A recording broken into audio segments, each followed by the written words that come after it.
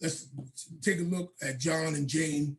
They're both 62, and Jane is getting the spousal benefit of John's record, and John goes back to work. Then Jane's spousal benefit will be withheld.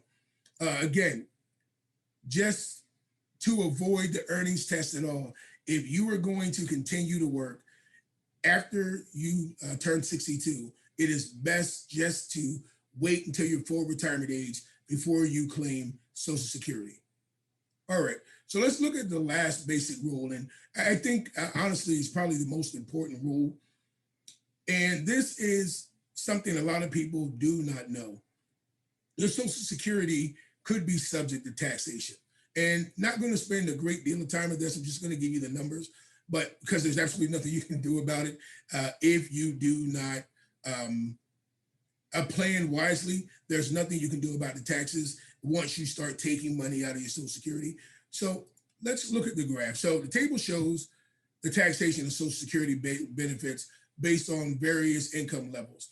Now, in this case, we're going to talk about provisional income, which includes your adjusted gross income plus 1/2 of the Social Security benefit plus any taxes and interest. If provisional income is under $32,000 for a married couple, think about that. If your provisional income this year is under $32,000 for a married couple, no benefits are subject to tax. Can you live off $32,000 for a year? Married, think about that. If the provisional income is between $32,000 and $44,000, then up to 50% of a married couple's benefits are subject to tax. If your income is over 44%, up to 85% of your Social Security benefits can be taxed. The threshold for singles are, $25,000 and $34,000. And in the case, if you're married, filing separately and living with a spouse, I don't know why you would do that at that age, but to each his own. 85% of the Social Security is taxable, regardless of your income level.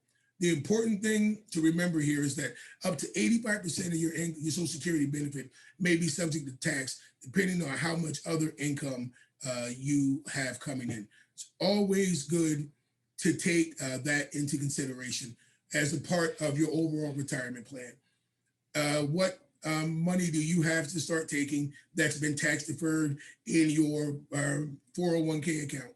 Maybe you have a traditional IRA. Maybe you have stocks. Maybe you have mutual funds. Maybe you sell your house and you end up having a capital gains from the sale of the house. All of those things are considerable provisional income, and they could have your Social Security benefits taxed up to 85%, which really, in itself wipes it out.